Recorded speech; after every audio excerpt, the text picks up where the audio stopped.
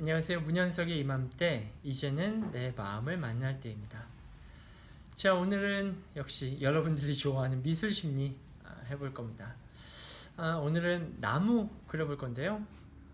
오늘은 그냥 자유롭게 그리시면 됩니다.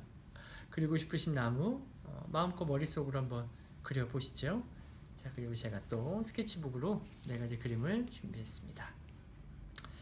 자, 첫 번째는 버드나무고요. 두 번째는 크리스마스 나무입니다. 그리고 세 번째는 죽은 나무고요. 네 번째는 그 열매가 있는 사과 나무입니다. 자, 여러분들이 생각하신 그림과 가장 가까운 그림 하나 선택해 보시죠. 자, 이 나무 그림은 무의식적으로 생각하는 자아의 개념을 뜻합니다. 무의식적으로 생각하는 자아의 개념이에요. 그러니까 의식적인 자아 개념하고는 조금 다른데요. 의식적인 자아 개념은 나는 이런 사람이야, 나는 저런 사람이야 라고 생각하는 게 의식적인 자아 개념인데요. 이 의식적인 자아 개념은 조금 차이가 있습니다. 이게 무슨 말이냐면 실제 내 모습과는 다르게 이상적으로 생각하는 나의 모습일 수도 있다는 거예요. 그런 차이가 조금 있는데요.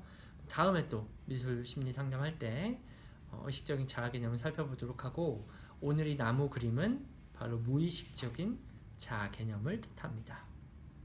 자, 그럼 하나씩 그림을 살펴볼까요? 자, 첫 번째는 버드나무인데요. 가지가 축축 밑으로 늘어져 있죠? 어떤 느낌이 드세요? 네, 맞아요. 우울하고 굉장히 소극적인, 좀 폐쇄적인 분들의 선택일 확률이 높습니다. 삶의 의욕이 많이 없는 거죠. 축 늘어져 있는 거예요. 에너지가 축 떨어져 있는 거죠. 그래서 이런 분들은 사실 좀 밖으로 나가서 햇빛도 좀 쐬시고 가벼운 운동, 산책 같은 거 좀 하시면 좋습니다. 물론 너무 우울하고 또 이렇게 소극적이라서 밖에 나가서 뭐 누굴 만나거나 뭐 또 운동을 하는 것 자체에 의지가 없으실 텐데, 밖에 나가서 활동을 하시라는 게 아니라 좀 햇빛도 쐬시고요. 가벼운 산책, 그냥 느릿느릿 산책하시는 게 좀 도움이 되니까요. 한번 마음이 좀 나실 때 가까운 앞에 공원이나 또 길가에 꼭 햇빛 쬐시면서 한번 산책을 해보시죠. 자, 두 번째는 크리스마스 나무입니다. 이 그림은 물론 지금이 이제 연말 되고 있잖아요. 그래서 뭐 분위기가 분위기인 만큼 이 크리스마스 나무를 선택하는 분들이 계실 수도 있는데요. 일단 그런 게 아니라면 이 크리스마스 나무를 선택하신 분들은 되게 화려함을 좋아하는 분들입니다. 근데 그 화려함을 좋아하는 이유도 바로 상대방에게 예쁘고 아름답게 보이기 위한 일종의 도구인 거예요. 그래서 상대방의 반응에 굉장히 예민한 분들이 선택할 확률이 높습니다. 그래서 상대방이 뭐 칭찬 한마디 해주면 거기에 너무 좋고, 또 반대로 좀 안 좋은 이야기 하면 또 갑자기 에너지가 또 다운되고 그러는 분들일 확률이 높고요. 또 요즘 SNS 많이 하시잖아요. SNS를 하는 이유도 사실은 다른 사람에 대한 관심과 애정의 일종의 도구일 수도 있어요. 그래서 뭐 좋아요, 댓글 막 이런 거에 되게 민감해하고 되게 이렇게 신경 많이 쓰시는 분들이 이 크리스마스 나무를 선택할 확률이 높습니다. 자, 그리고 세 번째 죽은 나무는요. 뭐 분위기 딱 봐도 아시겠죠? 뭐 자기 비하의 단계를 넘어서서 자기 상실의 단계에 접어드는 분들을 선택할 확률이 높습니다. 그 우리가 잘 알고 있는 그 명화 중에도 그 뭉크의 절규란 그림 아시죠? 이렇게 해골 이렇게 된 그림, 그리고 고우의 그림도 보시면 그런 텐데 굉장히 그림이 흔들리고 불안정하죠. 네, 그런 상태입니다. 여러분들도 아시겠지만 고우가 그래서 자신의 귀도 자르고요. 결국은 자신의 심장을 총으로 쏴서 자살하기도 했죠. 이렇게 좀 첫 번째 우울의 단계를 넘어서서 이제 자기 상실 단계에 접어드는 경우일 확률이 높습니다. 그래서 이런 분들은 사실 좀 전문적인 상담이나 치료를 받으시기를 권해드리는데요. 요즘은 이렇게 치료라고 하면 되게 좀 부정적으로 생각하시는 분들이 많습니다. 그런데 꼭 그렇게 부정적으로 생각할 것이 아니라, 왜 우리 육신에도 감기 걸리면 병원 가잖아요. 그런 것처럼 우리 마음에 감기가 걸렸다라는 좀 가벼운 마음으로, 그래서 몸과 마음을 좀 더 건강하게 만드는 방법이라고 생각하시면 좀 좋을 것 같습니다. 자, 그리고 네 번째는 이제 열매가 있는 사과 나무인데요. 이 나무는 좀 어른의 경우와 아이의 경우는 조금 차이가 있습니다. 그런데 공통적으로 뭔가 굉장히 결과를 중요시하고 좋은 성과가 나길 바라는 분들이 주로 이렇게 선택을 하는 그림입니다. 그래서 아이들 같은 경우도 좋은 성과나 좋은 결과가 나오는 이유를 바로 부모님에게 더 많은 애정과 관심을 받기 위한 일종의 도구로 사용하는 거거든요. 이 미술 심리를 대부분 하다 보면 많이 느끼시겠지만 사람이 근본적으로 이 관심과 애정 욕구가 굉장히 강합니다. 그래서 대부분의 심리에 그 애정과 관심 욕구의 발현이기도 해요.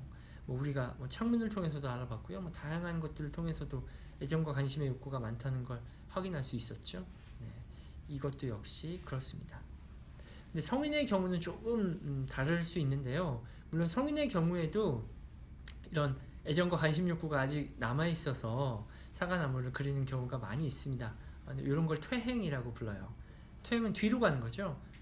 성인이 되면 정서적으로 독립을 해야 되는데 독립하지 못하기 때문에 타인에게 의존하는 겁니다.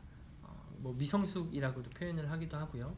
그런데 성인의 경우는 대부분 뭐 퇴행이나 미성숙의 경우보다는 아무래도 조금 더 좋은 성과 그리고 좋은 결과에 조금 더 비중을 두는 분들이 많습니다. 그래서 사회생활을 굉장히 밝고 명랑하게 또 건강하게 꾸려가는 분들의 경우가 많고요. 근데 조금 예외가 있다면 임신하신 분들의 경우에는 또 이렇게 열매가 있는 사과나무를 그리는 경우도 많다는 거 예외적으로 알아주셨으면 좋겠습니다. 자, 그리고 이렇게 4개의 그림 말고도 좀 다른 그림이 있습니다. 그러니까 1번 버드나무 그림과 반대로 이렇게 상록수, 가지가 위로 쭉쭉 뻗은 상록수. 이 그림 이제 대충 예상이 가시죠? 굉장히 삶에 적극적이고 자신의 자아 개념도 굉장히 건강하고 어떤 적극적인 분들의 그림일 수 있고요.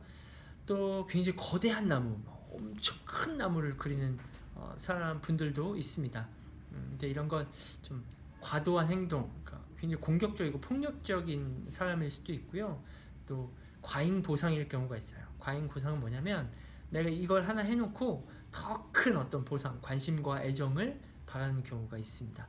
역시나 아동의 경우에 이렇게 표현하는 경우가 많고요. 자, 오늘 이렇게 나무의 그림을 가지고 무의식적인 자아 개념을 알아봤습니다. 근데 제가 처음에도 말씀드렸듯이 무의식적인 자아 개념은 내가 의식적으로 생각하는 것과 다르거든요. 그래서 잠재의식 속에 숨겨져 있는 겁니다. 그런데 이 무의식의 개념은 마치 습관 같아요. 그러니까 한 번, 두 번 했던 행동들이 자연스럽게 습관으로 굳어지고 그 습관이 내 무의식 속에 담겨지는 겁니다. 그래서 내가 무의식적으로 행동한 거야 라고 하는 게 습관적으로 나도 모르게 툭 튀어나오는 거죠. 그래서 이 무의식을 바꾸는 방법은 의식적으로 노력하는 것밖에 없습니다. 여러분들 습관 바꾸기 연습 해보신 적 있으세요? 그 3살 버릇 8까지 간다고 한 것처럼 이 습관을 바꾸는 게 굉장히 어렵습니다. 그래서 의식적으로 굉장히 많이 노력하고 연습을 해야 돼요. 한 번 했다고 2번 했다고 바뀌는 게 절대로 아닙니다. 그래서 제가 이렇게 강의를 할 때 여러 번 말씀드리지만 노력하고 실천해야 된다. 많이 반복해야 된다. 이런 말씀을 굉장히 많이 드릴 텐데 그리고 앞으로도 그렇게 드릴 텐데요. 무의식을 정할 수 있는 방법은 바로 의식적인 연습밖에 없다는 거. 그걸 꼭 기억하셨으면 좋겠고요. 그래서 이렇게 무의식적인 자아 개념이 혹이나 조금 부정적이신 분들이라면 이런 방법을 좀 추천해 드리고 싶어요. 거울을 보시고요. 그냥 편안하게 웃으시면 됩니다. 많이 웃으세요. 많이 웃으시고 자기에 대한 칭찬을 하는 것도 굉장히 좋습니다. 거울 보시고 누구야 많이 오늘 참 수고했어. 참 대단해. 대견해. 난 네가 참 좋아. 라고 이렇게 웃으시면서 긍정적인 생각들 그리고 긍정적인 표정, 긍정적인 실천들을 한 번, 2번, 3번 하다 보면 자연스럽게 또 습관이 되고 그것이 나의 무의식을 정화하게 되는 아주 좋은 방법이 됩니다.